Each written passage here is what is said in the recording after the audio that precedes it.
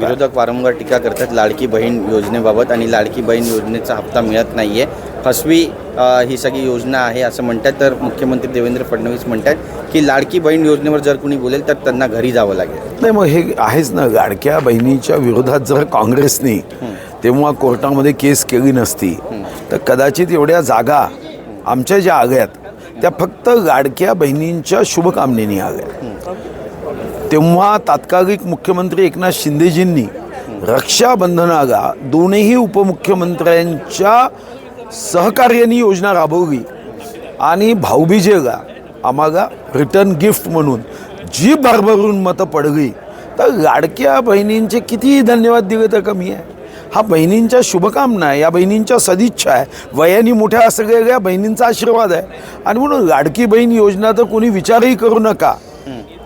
जो कोणी लाडकी बहीण योजना बंद करण्याचा विचार करेल तो डायरेक्ट नरकात जाईल.